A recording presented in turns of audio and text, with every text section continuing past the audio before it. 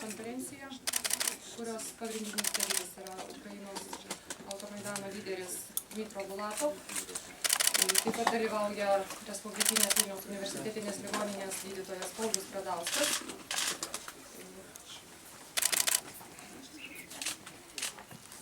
Good afternoon, ladies and gentlemen. We are starting the press conference. The key participant of the press conference is the leader of the Automaidan protest movement, Dmytro Bulatov, and doctor of Republican Vilnius University Hospital, Paulius Gradauskas. Pirmiausia, žodį suteikiu Dmytro Bulatovui. Здравствуйте всем. Я очень признателен многим людям, которые помогли мне попасть в Вильнюс и которые оказывают здесь мне помощь медицинскую.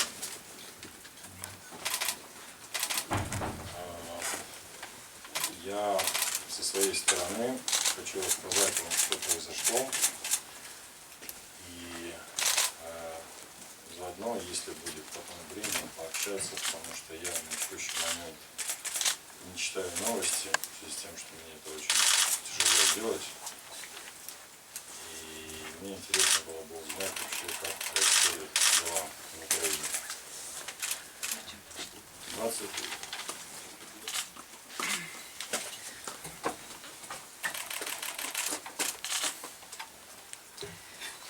I appreciate the help of many people and those who helped me to get to Vilnius.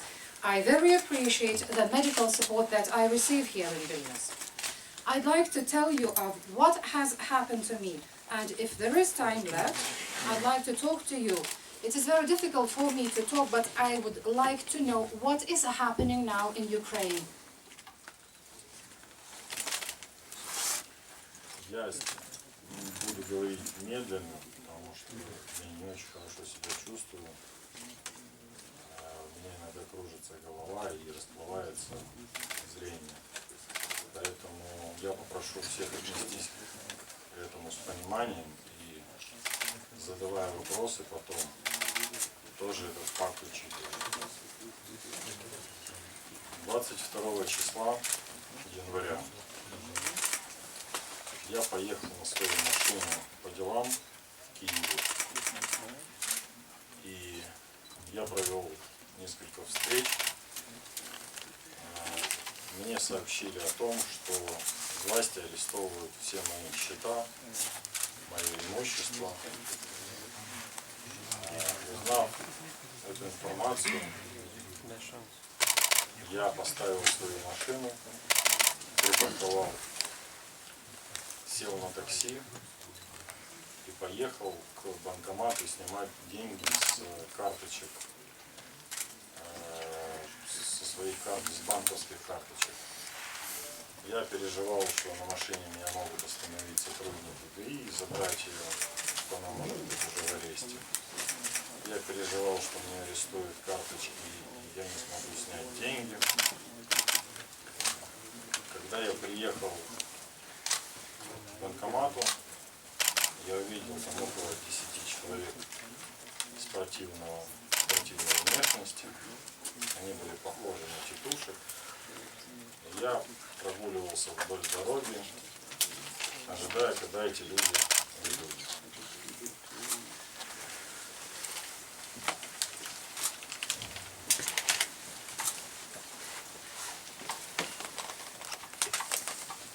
I will speak very slowly because I don't feel very well. I feel dizzy and sometimes my sight is blurred. And please, whenever you want to ask a question, take this into consideration, and I am very grateful for your understanding. So I will tell you what happened. On the 22nd of January, I took my car and went around Kiev in trying to do all the businesses. After some meetings, I was told that the authorities arrested my property and my bank account. When I found out that, I decided to leave the car. I parked the car in the parking lot and took a taxi. I decided to go to the bank to take my money from the bank account. But I was afraid that the militia will stop me and that it will arrest my bank cards, and I won't be able to withdraw money from the bank. When I came up to the bank, I saw 10 people who looked very sporty, very fit, and I tried to walk around waiting until those people left.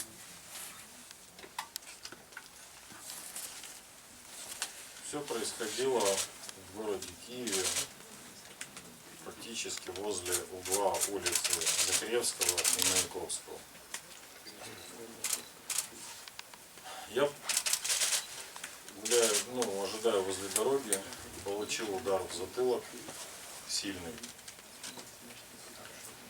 И меня подхватили и забросили в микроавтобус.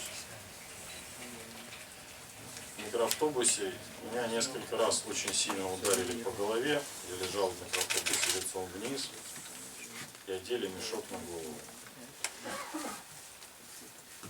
После этого меня около часа, я не могу вам сказать точно, но мне кажется, что около часа меня куда-то везли.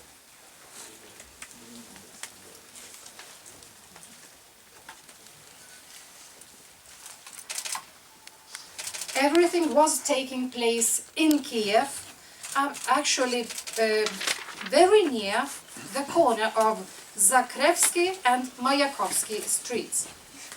I suddenly received a stroke on my head and I was taken to a minivan.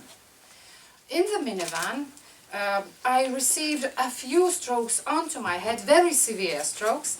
Then they put a bag over my head and I was laying on the floor of the minivan, facing the ground of the minivan. I don't know for how long, but I guess approximately for 1 hour, I was taken somewhere.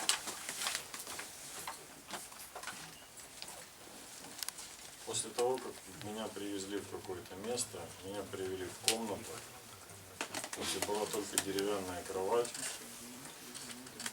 Мне одели очки на глаза для плавания. Внутри очков была вата. Меня предупредили, что если я буду снимать эти очки, то меня будут бить. Когда эти люди уходили, я иногда снимал очки, но в комнате было тепло, и у меня была в комнате только кровать и ведро для того, чтобы ходить в туалет.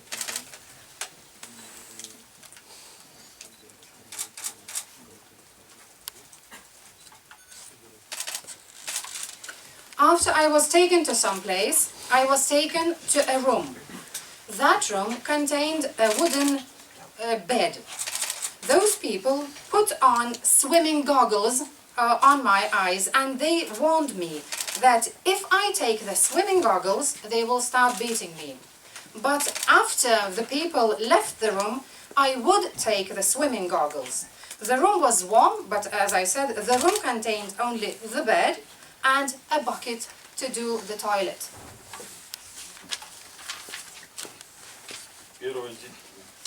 Каждый день эти люди били меня по голове. И первый день начался с того, что меня положили на пол, закрыли мне нос, положили мокрую тряпку поверх очков, и начали лить мне воду в рот, я начал захлебываться.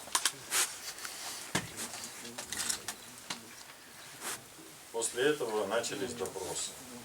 Допросы происходили каждый день.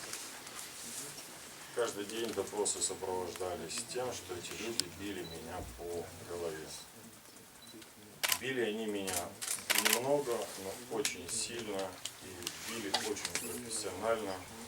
Как человек, который занимался много спортом, и в том числе восточным единоборством, я могу вам сказать, что били меня профессионалы, как в момент того, как меня забирали, так и все время, пока я там находился.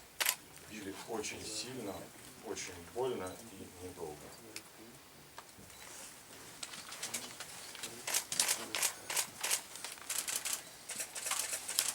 My abductors beat me every day on my head. On the first day, my perpetrators took me on the floor, closed my nose, put a damp cloth on the goggles, and started pouring water into my mouth until I started coughing. They interrogated me every day, and every day during the interrogations, they beat me over my head. They did not beat me much, but they beat me very severely, and I would say very professionally. As a former sportsman, I could say that those who beat me were professionals. They beat me very heavily, and it was very painful. После первой пытки я начал рассказывать им все, что они хотели знать. Больше всего этих людей интересовало то, кто дает деньги на автомайдан, сколько дает денег американский посол, кто отдает распоряжение, кто нам отдает команды, чьи приказы мы выполняем, какие у нас взаимоотношения с американским послом, с американцами, и сколько денег мы даем людям. Меня обвиняли они в том, что я американский шпион, и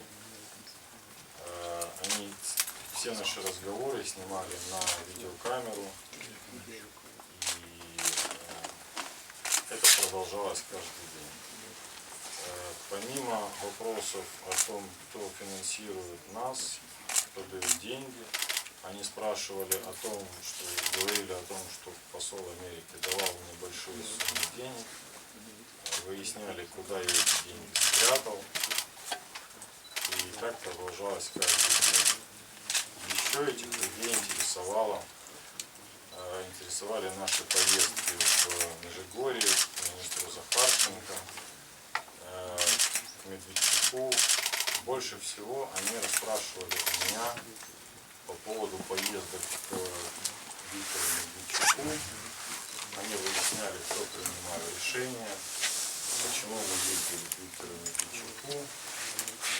И вопросов по поводу поездок к Виктору Медведчуку было значительно больше, чем вопросов по поездкам в Межигорье к министру Захарченко и к генеральному прокурору Шенко.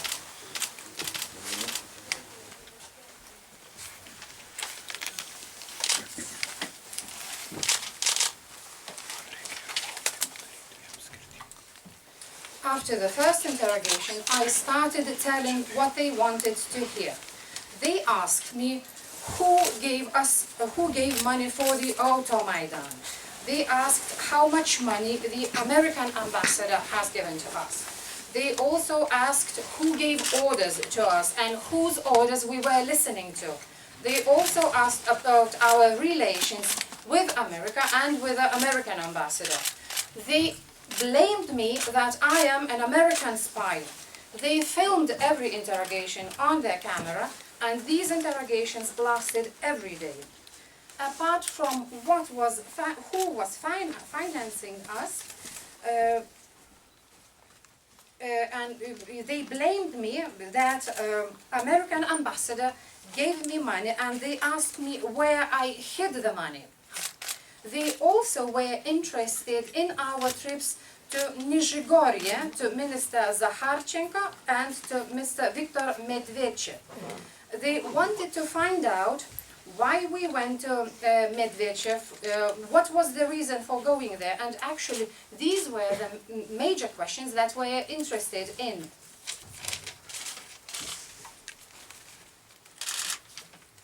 Меня даже спрашивали о том, кто отдавал приказ ломать забор Виктору Медведчуку, хотя по поездкам ко всем остальным Межигорье, министру безопасности, Шонке, таких вопросов не задавали. Все это снимали на видеокамеру, и первый день была пытка с тем, что мне заливали воду, потом несколько дней подряд они меня просто били по голове. Допросы были каждый день, вопросы были одни и те же, только их задавали все время по-разному. Они не верили в мои ответы и все время допрашивали по одним и тем же темам, только разными вопросами.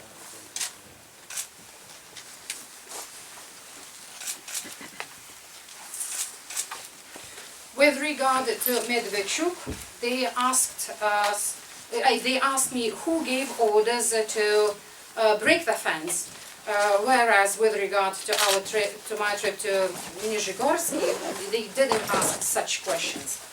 On the first day, the perpetrators poured water on me.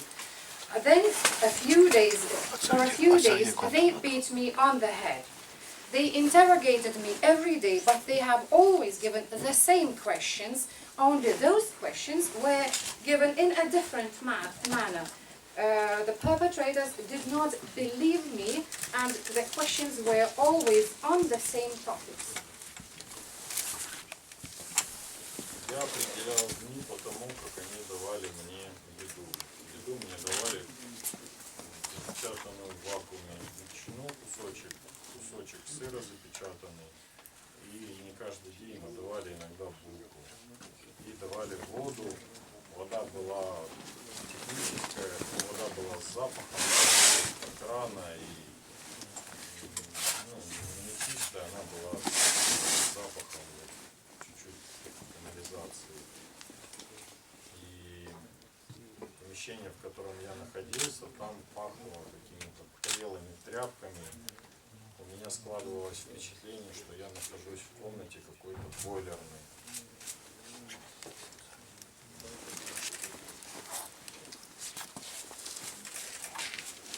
I counted the days. I tried to distinguish how many days passed according to the food that they had given to me. They would give me sealed ham, cheese, bread. They also gave me water, but that water had a very bad smell. The room also smelled of some old, damp cloth. I think that this room could have been a boiler room. Через несколько дней они начали усиливать пытки, и меня... один раз я попытался приподнять очки и посмотреть на этих людей. Их приходило всегда ко мне 2 человека. За дверью я слышал голоса других людей, но я не слышал, о чем они там говорят. Их там было значительно больше. Приходило всегда 2, и когда я попытался приподнять очки, чтобы посмотреть на них, они били меня по вискам и по затылку. После этого я снова даже не пытался на них посмотреть.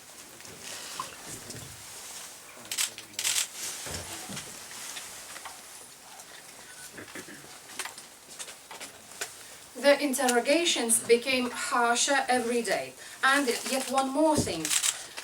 Whenever those people were with me, I tried to lift the swimming goggles off my eyes. I once lifted them, and in the room there were always 2 people. I heard the voices of many more people behind the door, but I could not make out what they were speaking about. However, when I lifted the swimming goggles, they started beating me on the back of the head, so that I did not try to do that once again. Через несколько дней пытки начали усиливаться. Первое, помимо ударов, что они сделали, они одели мне мешок на голову, закрыли мне руки наручниками за спиной, привязали наручники на ноги, привязали веревку, связали ноги и руки и Я лежал на полу, мне одели мешок на голову, и меня начали бить какими-то палками по лицу. Это были не деревянные палки, они были мягче, но ими начали бить так часто и с такой силой, что у меня создавалось впечатление, что у меня кости перемешиваются с мозгом. Это было невероятно больно, и я совершенно... Даже было больно кричать, потому что попадали палки по разным частям лица. И, в общем, это было очень... Я не могу передать это словами. И продолжалось это там, я не знаю сколько времени, но мне в этот момент хуже ничего в своей жизни я не испытывал.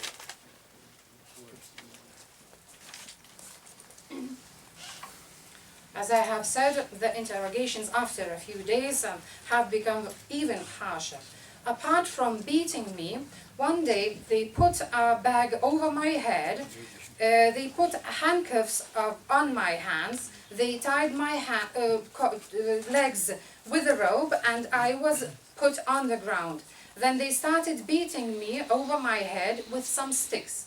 Those sticks were not wooden, they were a bit soft, they were softer. However, those beatings were very frequent, and it seemed to me that my bones are mixing with my brains. It was painful even to scream. I received the beating all over my face, and actually I don't know how long that was lasting, and I have never experienced such a nightmare before. Было ощущение, как будто мне льют раскаленный металл на лицо, и единственное, чего хотелось, чтобы это прекратилось, или чтобы они взяли. В общем, это был очень высокий болевой порог, и совершенно после этой пытки они заставляли меня говорить на камеру, что я шпион Америки, что я шпион ЦРУ, что мне дают американцы деньги, что Автомайдан это все проплачивают американцы, и что специально меня наняли для того, чтобы я создавал весь этот Автомайдан и беспорядки против нынешней власти. После такой пытки я говорил на камеру то, что они просили, и они записали все это на видео.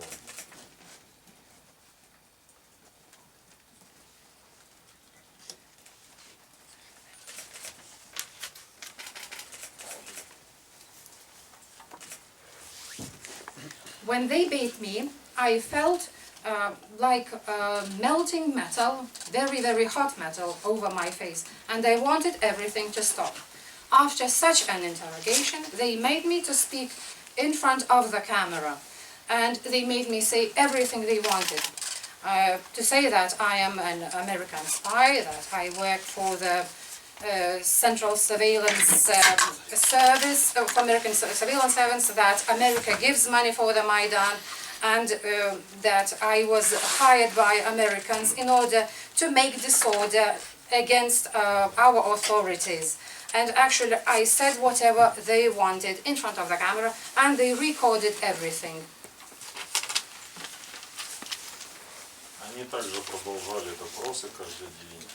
После этой пытки на следующий день они пришли, побили меня несколько раз по голове и сказали, что выколят мне глаз. Они сказали, что выколят мне глаз и порезали мне щеку левую.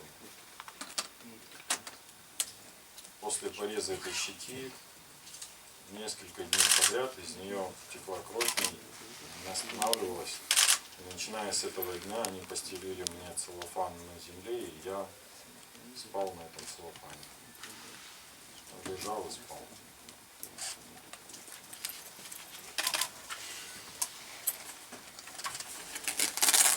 On the next day of this interrogation, they came again and they beat me for several times over my head. They told me that they will stabbed my eye, and they also cut my left cheek. After that, my left cheek was bleeding for a few days, and after such interrogations, my perpetrators put plastic on the ground, and I had to sleep on that plastic. Следующей пыткой было то, когда они пришли и они отрезали мне, они сказали, что мы отрежем тебе ухо, отрезали мне ухо, я не чувствовал, было очень больно, я не чувствовал, сколько они отрезали, и отрезанным куском уха они провели мне по лбу, и это было очень страшно.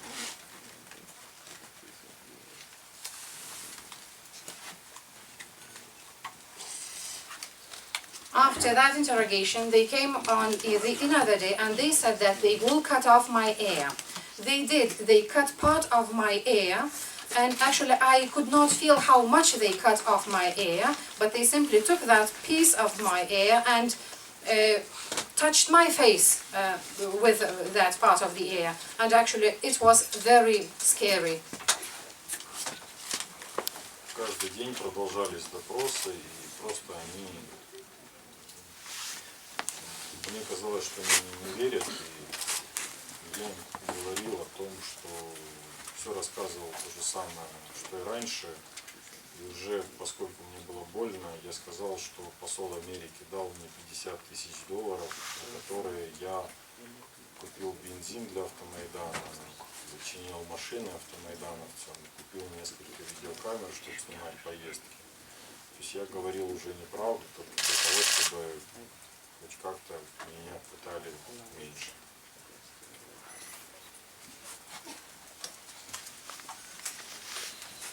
Whenever they interrogated me, I felt that they did not believe me, and I told everything what I had told previously. I told them that the American ambassador had given me $50,000, and on the money I bought petrol for the Automaidan cars. I also bought cars. I bought video cameras to film our actions. I lied because I could not stand the pain that I had to endure. После отрезанного уха на следующий день я могу ошибаться в днях, потому что я все время был в темноте и с закрытыми глазами в очках, поэтому я не приблизительно для себя определял.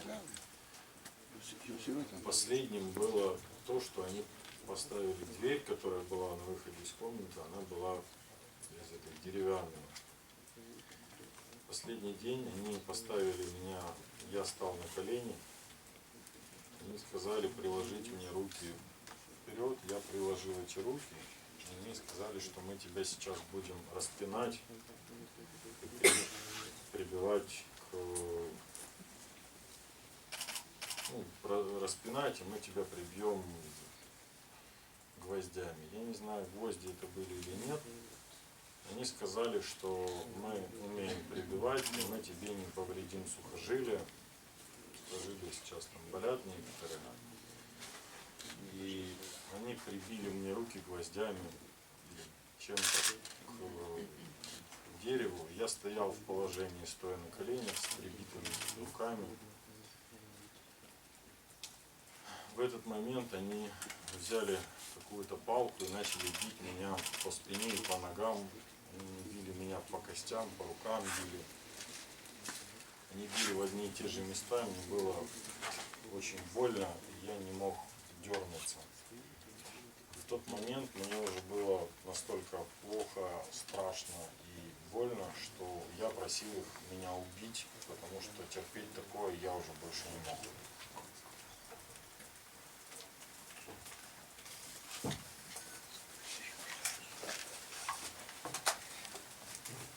When they cut off part of my ear, they came on the next day, and actually I can be mistaken about the days because, as you remember, I had the swimming goggles on and I could barely distinguish what the day was.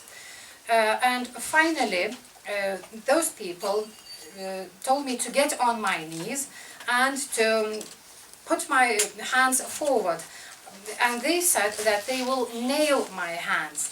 I don't know whether those were real nails, but actually they nailed me to the wooden door, and I was standing on my knees, and after that they took sticks and started beating me. They would beat me on the same parts of the body so that it was more painful to me, and I could not even move. It was so scary, it was so painful that I asked them to kill me. После этого прошло какое-то время, я даже немного поспал. Ну, я пытался встать, у меня кружилась голова, и прошло какое-то время, мне казалось, что это бесконечность прошла. Они пришли, одели мне на голову мешок и меня куда-то повели. Я надеялся, что на этом мои мучения прекратятся. Меня бросили в машину, в микроавтобус. Около часа везли и выбросили уже потом около того места, где меня нашли. Я очень плохо видел сначала. И я был в лесу, ну это был лес возле села Вишенки.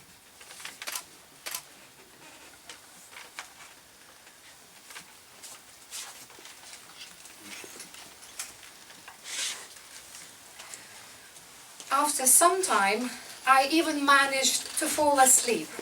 After I woke up, I tried to stand up, however, I felt very dizzy. The time passed and it seemed that it was the entire eternity.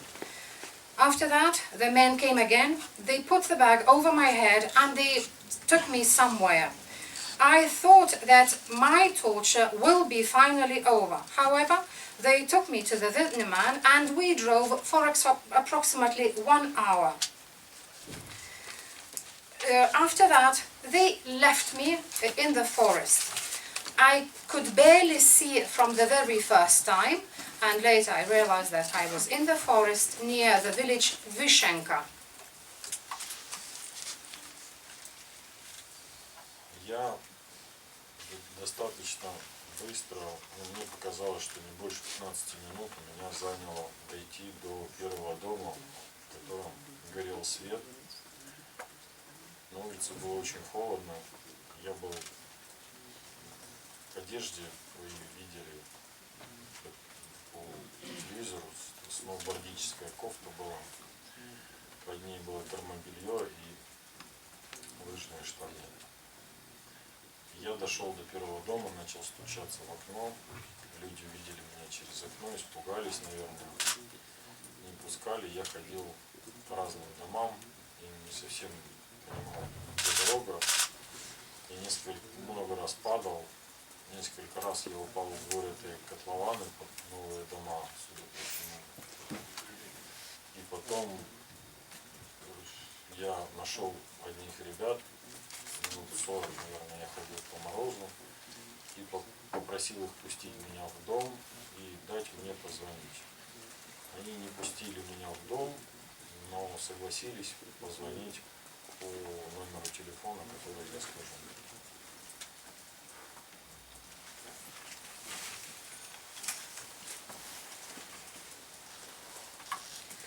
I thought it took me approximately 15 minutes to reach the first house that had the lights on.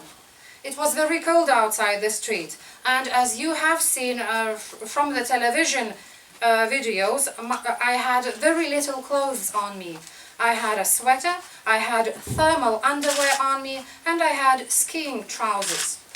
I knocked on the window of the first house, however, people were frightened to let me in. I walked around the village trying to get into some of the houses. For a few times I fell into ditches that were near the homes, near the houses. Approximately in 40 minutes time, I found some people. I asked them to let me in their homes and to make a call. However, they disagreed, but they agreed to call on the telephone number that I had given to them. Было очень холодно на улице, из-за того, что я падал, у меня попадал снег под одежду, он таял, я замерзал, и я просил этих ребят пустить меня. Я им объяснял, что меня зовут Дима Булатов, что я не алкоголик, что у меня просто проблемы. Но они не пускали меня в дом и начали звонить. Я сначала дал телефон один, потом другой. В общем, они дозвонились моему другу, сказали, что возле нас стоит сейчас Дима Булатов. Мой друг им не поверил, сказал, вызывайте милицию, и положил трубку. Я попросил набрать его второй раз. Они не давали мне телефон, так как я был весь в крови. Начал кричать, насколько мог в трубку, что это я. Мой друг задал вопрос, ответ на который мог знать только я. После этого он поверил и сказал, что за мной выезжает машина.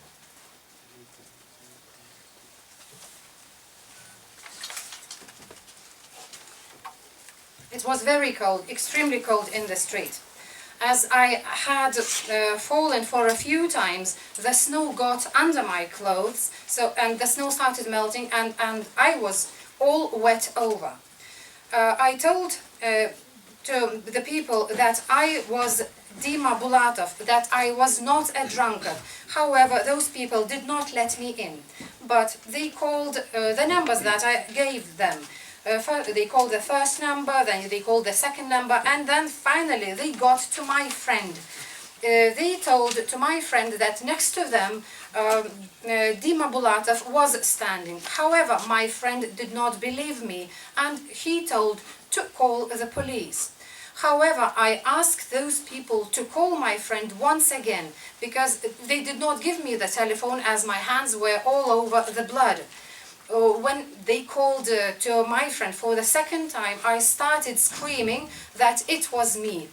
And suddenly my friend believed, he gave me the answer to which I knew, and the friend believed that it was me, and he said that he will send a car soon. Эти люди сказали, что они сейчас вызовут милицию, и я просил их не вызывать милицию, так как я считал, что милиция заодно с бандитами, и я переживал, что если приедет милиция, то со мной опять что-то может случиться. Я несколько раз попросил их не вызывать милицию, и они сказали, что хорошо, жди своего друга. Я был на улице, и было очень холодно, уже минут 40, наверное, может быть час я провел на улице, я замерзал, и я боялся, что я не дождусь приезда машины. И я пошел дальше по селу искать дом или место, где я мог бы согреться.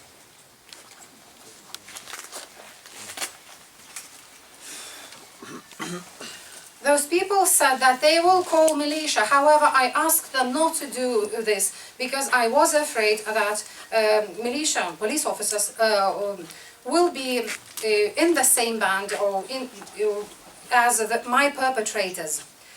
I asked them not to call the police for a few times, and then they suddenly said that, okay, wait for your friend. However, I had to wait outside, and it was freezing outside. I believe I was waiting for 40 minutes to 1 hour. As it was freezing, I was afraid that I won't be able to wait until my friends arrived. Therefore, I started walking along the streets, trying to find a house where I could get warm. Я пошел по селу, я не совсем понимал, куда идти, и получилось так, что я пришел стучаться в те же дома, в которые в самом начале мне не открыли. Я ходил по селу, искал, где меня могли бы запустить, и я случайно увидел человека, подошел к его дому, он стоял возле машины, возле своего дома, И потом этого человека вы уже видели на видео. Он запустил меня к себе. Я ему сказал, что меня зовут Дима Булатов. Он сказал, что он смотрит телевизор. Посветил мне в лицо. Сказал, что он меня узнал. Привел к себе на кухню. Включил плиту, чтобы я согрелся. И даже накормил.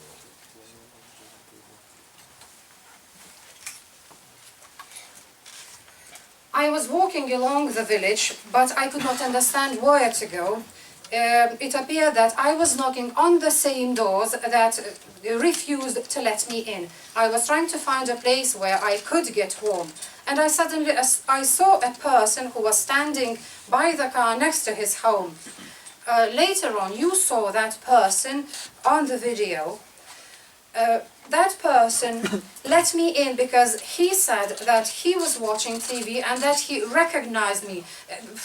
Actually, from at the very beginning, he lit my face in order to see who I was.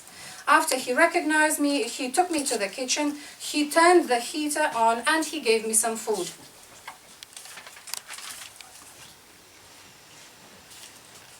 Он включил мне телевизор.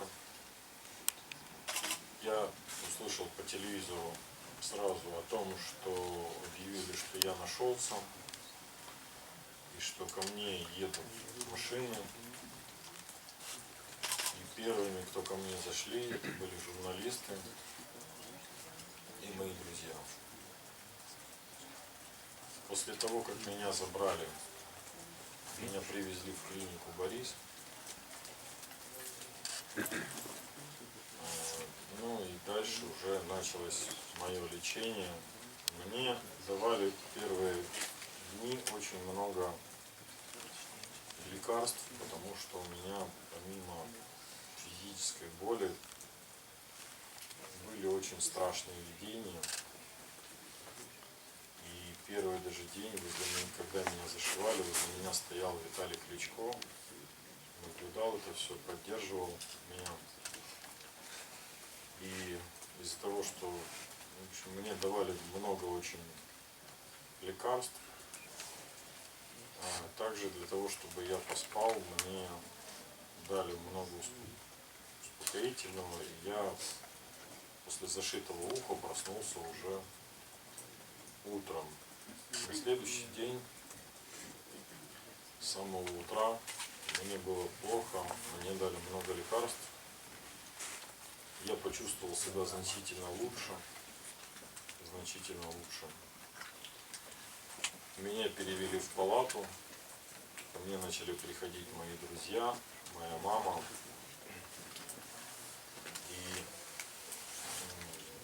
врачи сказали, что первое время мне будут давать много лекарств.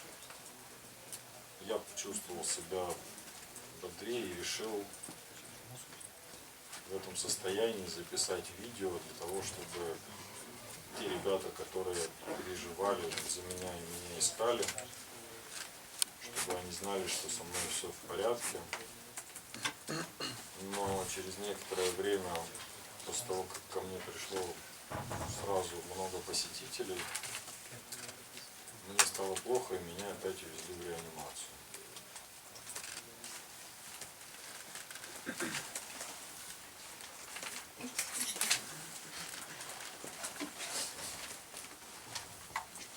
The man who let me into his house turned on the television, and on the television I already heard the news that I was found and that the cars were sent after me. The first people who came to me were the journalists and my friends. After that I was taken to the clinic Boris and the treatment started. On the first days of the treatment I received lots of medicine because apart from the physical pain I saw terrible images. My friend Vitaly Klitschko was always beside me and was supporting me. In order to get some sleep, I received some pills for sleeping.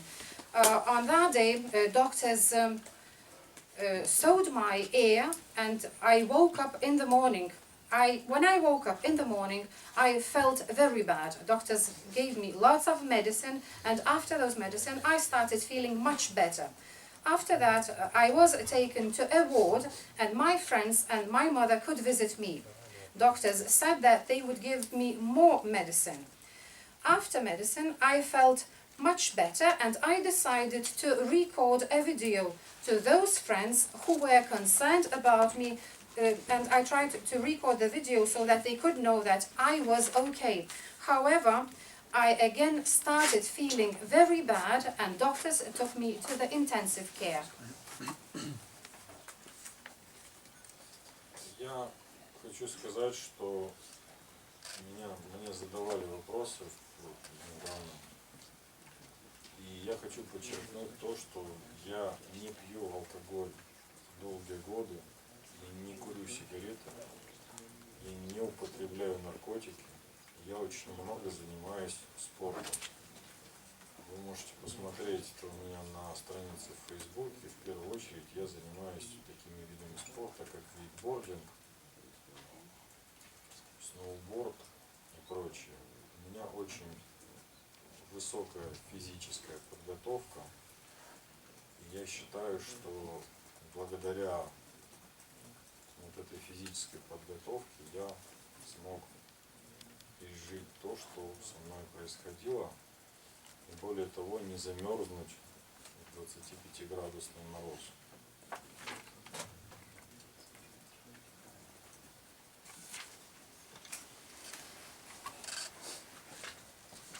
I'd like to stress one thing to you. For many years, I don't use any alcohol drinks. I do not smoke. I do not use any drugs. I do a lot of sports.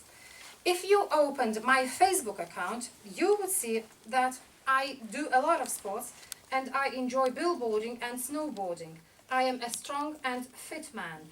And I believe that this is because of my preparation, my fitness, that I have managed to survive and not to die at the temperature which was below 25 degrees below zero.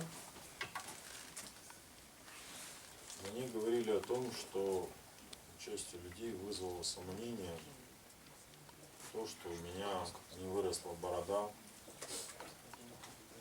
И сейчас я не брился 3 дня.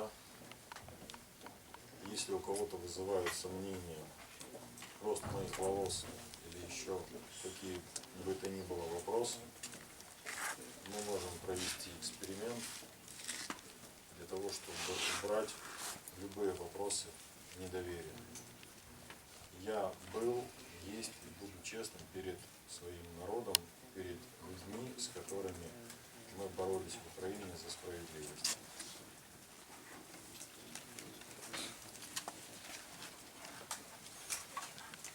Part of some people had doubts because I had no beard after so many days in captivity.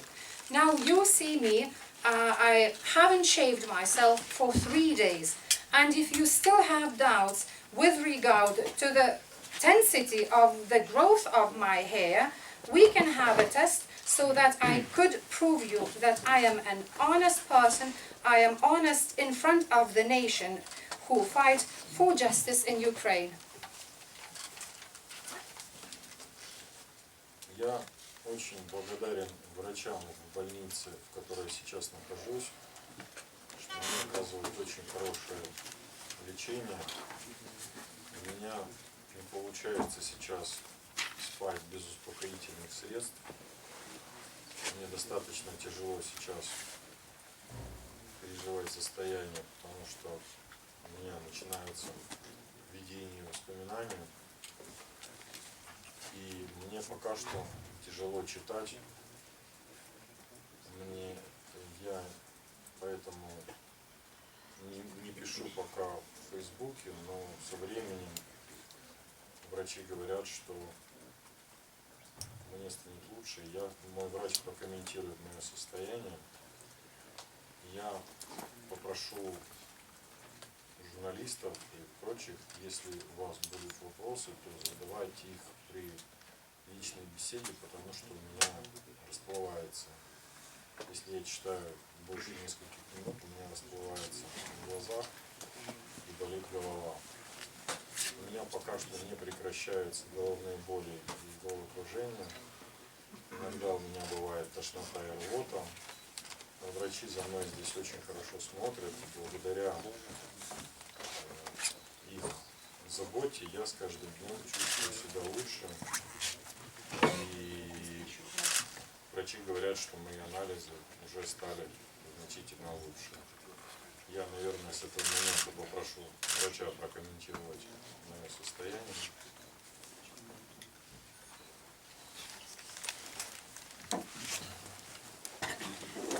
I am grateful to the doctors of those hospitals. However, I cannot fall asleep without sleeping pills. My condition is very difficult because I start remembering all the things and I start having terrible visions and nightmares.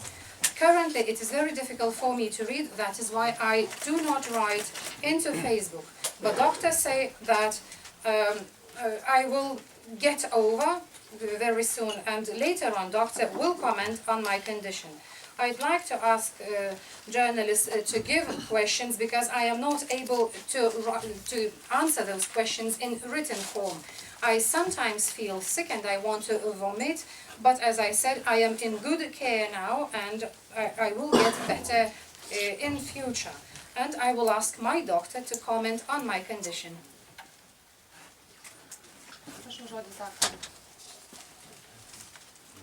Norėčiau trumpai supažindinti su tai, ką jūs be abejo beveik visi žinote, kad nukentėjusysis mus pasiekė pirmadienį vakare, tai yra vasario 3 dieną vėlai vakare. Dalį sužalojimų jūs matote ir dabar, tai aš galbūt tik išvardinsiu iš eilės, kad viskas atsistotų į savo vietas. Dešinės ausies išorinio kaušelio žaizda su daliniu defektu. Žaizda jau atvykus pas mus buvo susiūta, jokių infekcijos požymių nėra. Kairio skruosto žaizda, kuri irgi yra susiūta, siūlė gyja pirminiu būdu. Daugybiniai sumušimai, ypač nugaroje, rankose, veide, kakle, daugybinės poodinės kraujosruvos.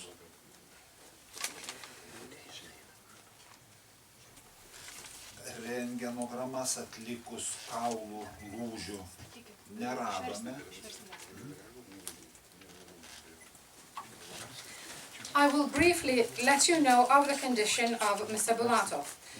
You already know some of the things. The patient was taken to us on the 3rd of February, that was Monday, on the late evening. You've already seen some of the injuries, and I will start from the very beginning. There is a wound on the right ear. There is a defect because some of part of the ear is missing. The wound has stitches. There is no infection. Second, there is a wound on the left cheek. Third, there are multiple bruises, in particular on the back, on the hands, and there are numerous hematomas. Abiejose plaštakose delnuose iš abiejų pusių yra žaizdos, gyjančios, granuliuojančios. Tai, ką visi suprantame ir vadiname šašų užsidėjusios. Kaip jau minėjau, kaulų lūžių rentgenogramose nekonstatavome. Vidaus organų sužalojimų, kurie matytųsi morfologiškai šiuo metu irgi nėra. Laboratoriniuose tyrimuose buvo pakilę kepenų fermentai ir aiški anemija. Lietuviškai tai būtų mažakraujystė.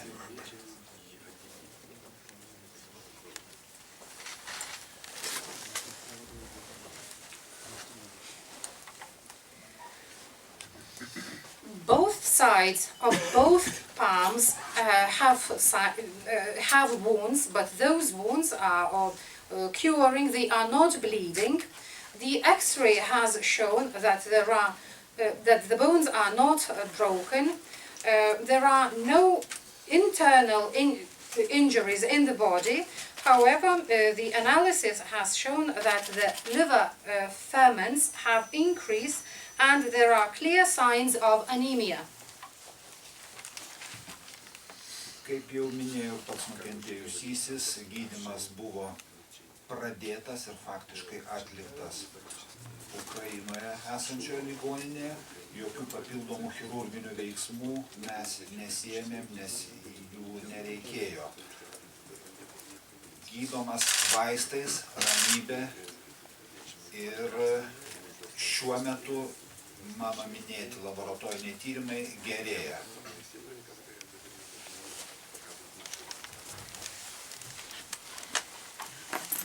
As the patient has mentioned himself, the treatment has started in Ukraine. We have not applied any surgeries in Lithuania because there was no need for any surgery. Now the patient receives medicine, and also one more important thing is peace for the patient. The laboratory analysis that I have mentioned, the results of the laboratory analysis are also improving. Ačiū, dabar laikas jūsų klausimams. Prašau drausmės. Pirmiausia, prisistatykite, palaukite, kol jums atneš mikrofoną ir klausimus prašau užduoti neskubant ir negarsiai. Ir sutarėm dėl tvarkos, kad vienas klausimas yra Ukrainos žiniasklaidos, kitas yra Lietuvos ir kitus užsienio. Prašau, kas pirmas, keliat ranką.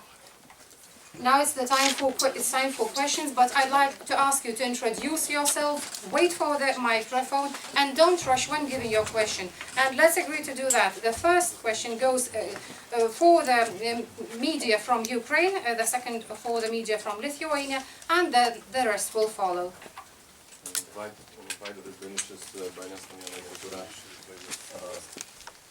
Jūsų nuomonė, Dmytro Bulatov norėtų klausti jūsų nuomonę, kas galėjo būti tie pagrobėjai, koks galėjo būti tikslas? BNS, to your opinion, Mr. Bulatov, who was the abductors? Эти люди говорили только на русском языке. У них была слегка растянутая речь, я называю это акцентом. Они говорили о нас в третьем лице. Они говорили вы, вас. Меня натолкнуло на мысль, что это был русский спецназ.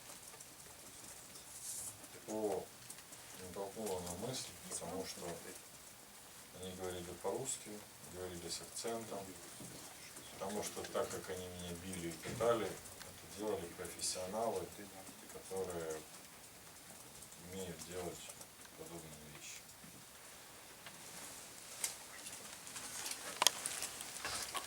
Those people spoke Russian, they had a slight accent, and they always addressed me in a third person singular.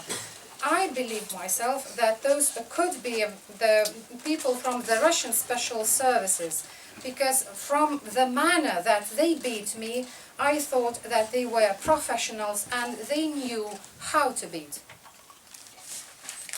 Я хочу подчеркнуть, что это все мое мнение, потому что я не могу ничего утверждать наверняка. Также у меня сложилось впечатление, что к этому причастен Виктор Медведчук, потому что при допросах больше всего они задавали вопросы про поездки к Виктору Медведчуку и даже про то, кто спрашивали про то, кто отдавал приказ ломать забор у него. По всем остальным поездкам вопросов было значительно меньше.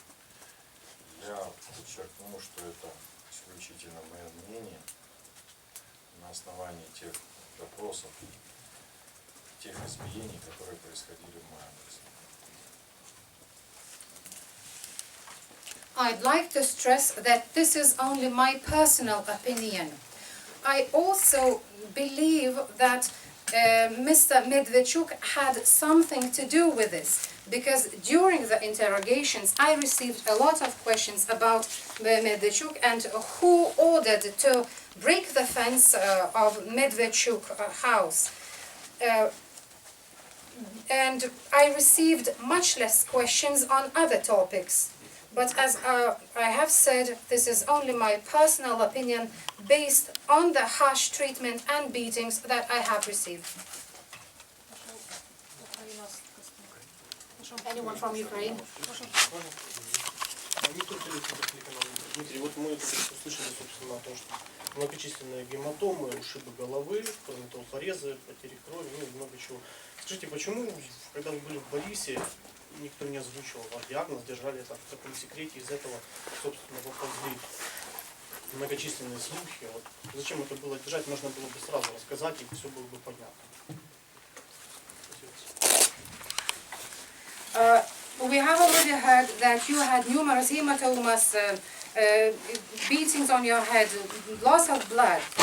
But my question is, why, when you were in the hospital in Boris, no one has ever voiced your diagnosis and let those rumors go on? Когда меня привезли в Борис, то я на тот момент совершенно, как и сейчас, я считаю, что милиция и власть, они могли сделать со мной еще что-то неправильно. После того, как я, после той боли и того, что я испытал, меня перевели в реанимацию, давали мне много лекарств. И если быть до конца честным, я не очень хорошо соображал, что происходит. И чувство страха за произошедшее, чувство страха и недоверия, оно закрывало все ворота. Даже когда ко мне пришли в палату много моих друзей и моя мама, я попросил не приходить таким большим количеством, потому что благодаря лекарствам я почувствовал подъем сил, и после этого у меня началось очень плохое состояние, я начал проваливаться в сознании, и страх и недоверие, они в первую очередь руководили, наверное, мной. Потому что я не понимал, что происходит, было много людей, они начали мне рассказывать разные вещи. Мне сказали, что приехала милиция меня арестовывать. И в этом состоянии я, собственно говоря, во-первых, мне было очень тяжело соображать. То есть первое, чего мне хотелось отоспаться, потому что большую часть времени я спал. И милиция, которая приехала меня арестовывать, то, что мне сказали, я боялся, что меня заберут в милицию вот в таком состоянии. И единственное, кому я доверял, это были там 3 человека. Это был Виталий Кличко, Петр Порошенко и Виталий Ярема, с которыми я беседовал и не знал, что делать дальше. Более того, основную часть времени я спал.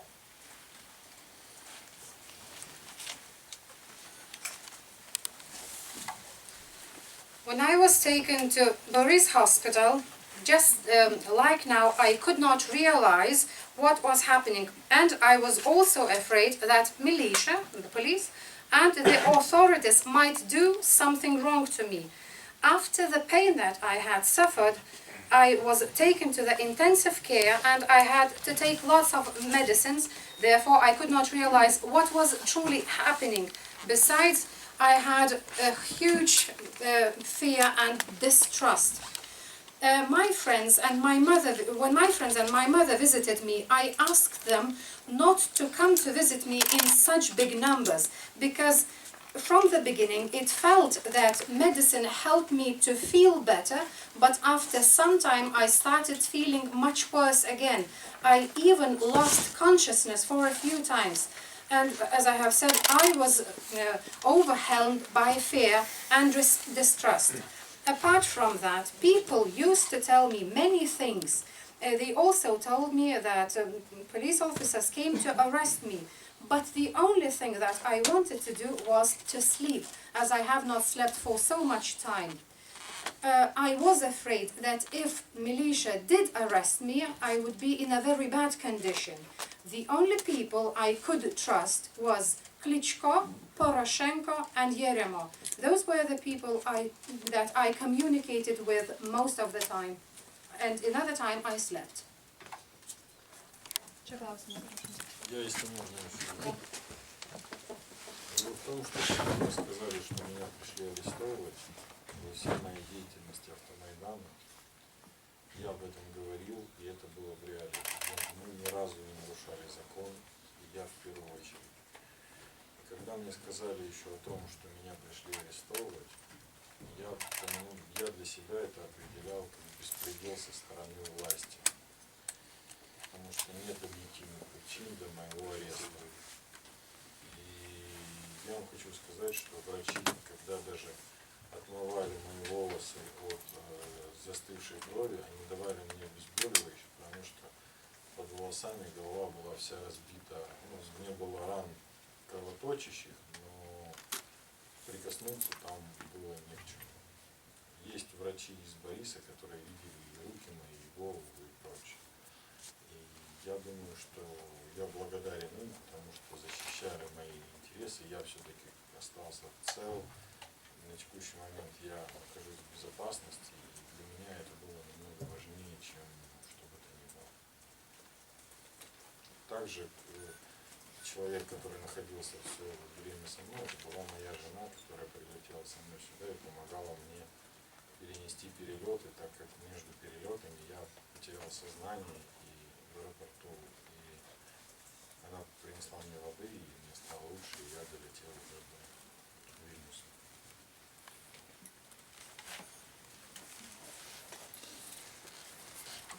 I have always told the people that we never violated the law.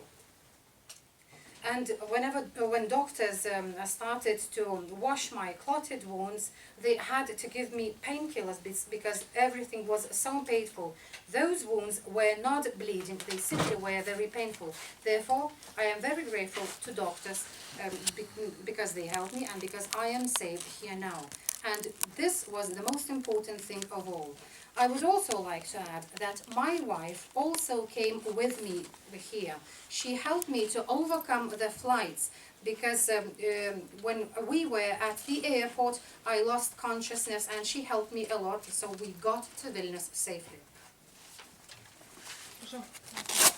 Ольга Кошеленко, ТСН 1+1 Украина. Дмитрий, может быть даже лучше, чтобы вы не смотрели интернет вот с тех пор, как нашлись. Там развернута сейчас достаточно масштабная кампания по попытке, скажем так, объяснить, что всего этого не было. И я попытаюсь сейчас аккумулировать вот те вот их аргументы, которые приводят. Пытаются доказать, что с вами всего этого не было, потому что там за 8 дней не отросла щетина, не выросли ногти. Очень много в интернете спрашивают, если вас жестоко били, то где синяки, почему их не видно, собственно говоря, вот так на лице и так далее. И очень много вопросов касательно к проколам на руках вот этими гвоздями или чем это было. Вы можете показать руки, просто объяснить, вот, что, есть ли там раны? Я покажу вам сейчас. Mr. Bulatov, maybe it's even better that you did not have a look at the internet, because now there's a widespread campaign on the internet saying that the things that you are telling have never happened to you. The arguments are the same. You have no beard, then your nails have not grown, there are no blue eyes or bruises. Besides, there were a lot of questions with regard to your nailed hands. Now, Dmitry, could you show your palms to show the wounds? У меня есть с собой диск. Вчера мой врач фотографировал меня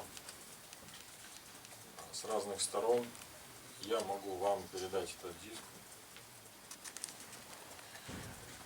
Вы уже передадите его журналистам. Там есть фотографии с синяками на моем теле. То есть меня вчера фотографировали. Также я попросил Агнию, и благодаря ей мы связались с Министерством иностранных дел. Министерство иностранных дел назначило судебно-медицинскую экспертизу по моим травмам. Мы не говорили о том, что существует недоверие, и я слышал даже такие вещи, что якобы я краской себе там нарисовал что-то. Ну, есть сотрудники клиники Борис, которые видели и смывали с меня все то, с чем я приехал. На данный момент мы ожидаем судебно-медицинскую экспертизу, в состав которой Министерство иностранных дел Литвы сказала, что по возможности пригласит украинскую сторону, пригласит европейцев, европейскую сторону, для того, чтобы была объективная экспертиза, которая при участии разных сторон покажет реальные вещи. Моими руками то, что проколото, у меня здесь иногда больше становится синяк, иногда меньше. Мне давали антибиотик еще в Борисе, в клинике, потому что никто не знает, чем мне пробивали руки, были это гвозди или не гвозди, ржавые они были или не ржавые. Ну вот, собственно говоря, проколы вы можете увидеть и посмотреть, как они есть. На текущий момент у меня... Вот так сделать можно?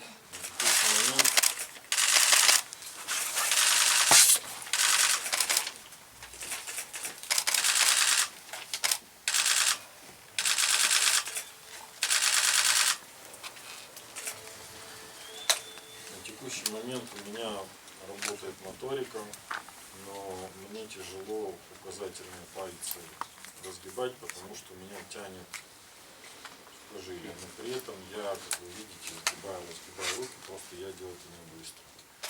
И мне тяжело с людьми здороваться за руку, потому что, ну, когда сжимают руку, я испытываю очень болевые ощущения. Но пока мне, глядя на свои руки, мне кажется, что они уже заживают. И мне делали рентген, врачи подтвердили то, что у меня там не поломаны кости, не перебиты сухожилия. И, достаточно приятно. Когда меня пробивали, когда меня распинали, эти люди сказали, что мы пробьем тебе руки так, что мы тебе не повредим сухожилия. И мне, конечно, в тот момент от этого не было легче, но возвращаясь к этим мыслям сейчас, я в очередной раз убеждаюсь, что меня пытали профессионалы. Диск с фотографией на уровне. Ольга, вы же, по-моему, первая приехали ко мне, да? Спасибо. Поделитесь, пожалуйста, потом с журналистами фотографиями.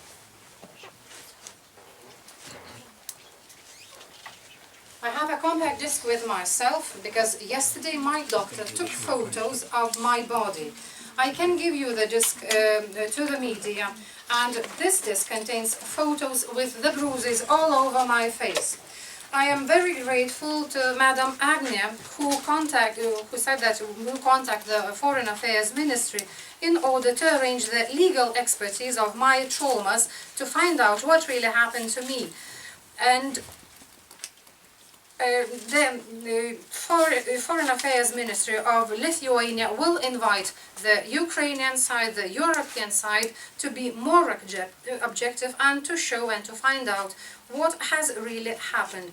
As far as my palms are concerned, you can see those bruises. Doctors already in Boris gave me antibiotics because they were not aware what my hands were nailed with, whether those were rusty nails or whatever. You can have a look at them. I can bend my fingers, but the fact is that I bend them very slowly, and it is very difficult for me to shake hands with people, because when people shake my hand, they ache. When I look into my hands, I see that they are getting better. As doctor said, X-ray has been done, and the bones are not broken. However, when my perpetrators nailed my hands, they did it very professionally. They said that they will leave no marks. And this even strengthens my belief that this was the job of professionals. Я повторюсь по поводу своей бороды и роста волос. Здесь присутствует лечащий врач, будет комиссия из разных судебная, будет экспертиза. Если у кого-то вызывает сомнения, я готов поделиться и подождать то время, которое интересует журналистов. 8 дней я был в плену. И вы посмотрите, что произойдет через 8 дней. И вы убедитесь в том, что больше сомневаться в моих словах у вас не будет повода. I will repeat the things about the growth of my beard. You see the doctor beside me, and I know that there will be a commission established in order to have the legal expertise of the bruises and traumas that have been made to me. But I can propose to you not to shave, I would not shave, so that we could wait the time that you are interested in. I was in captivity for 8 days, so we can wait for 8 days to see what happens. And after that, I am sure that you will have no doubts about the truth that I am telling to you.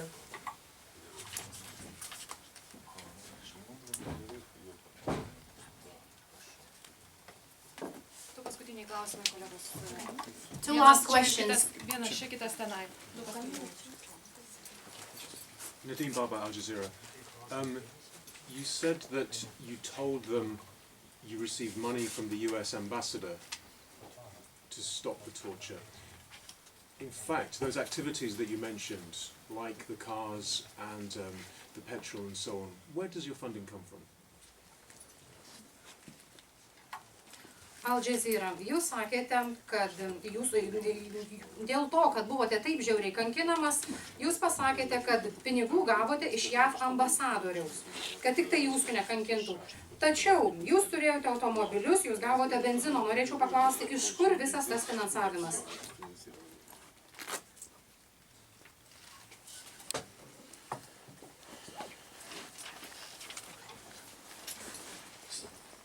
Автомайдан – эта группа была самодостаточных людей, которые сначала финансировали за свой счет, и я помогал другим людям своими деньгами, пока они у меня были. После этого мы объявили сбор средств, и простые жители Украины начали перечислять нам средства на общественную организацию. Это полностью легально. Это дает возможность опубликовать потом отчет о полученных и потраченных средствах. То есть у нас были деньги, которые мы собрали от обычных простых граждан Украины. Мы, как Автомайдан, и я лично отказывался от помощи конкретных политиков для того, чтобы Автомайдан оставался общественным движением независимым. Нам предлагали помощь разные фонды, как украинские, так и международные, помощь в покупке оборудования, но для того, чтобы получить от них помощь, необходимо было заполнить соответствующие документы, и мы не успели это сделать. Я подчеркну еще раз, что финансовая помощь, которая у нас была, это были личные деньги, и это была помощь обычных простых граждан Украины, которые нам перечислили деньги и нам помогли, за что мы им очень признательны. I'd like to say that the Automaidan was established by rather rich people, therefore first and foremost we used the money from their bank accounts. I also contributed with my personal money as long as I had the money. After that, we initiated the campaign to collect money from ordinary people of Ukraine. And ordinary people of Ukraine started collecting money. This collection of money was public, it was legal, and we can justify all the money and we can provide all the accounts. I personally and Maidan refused any support from any politicians or political parties. We were proposed and offered support both from Ukrainian and international institutions. But in order to do that, we had to fill in various documents and we could not manage to fill them in. So I stress that the money was personal only.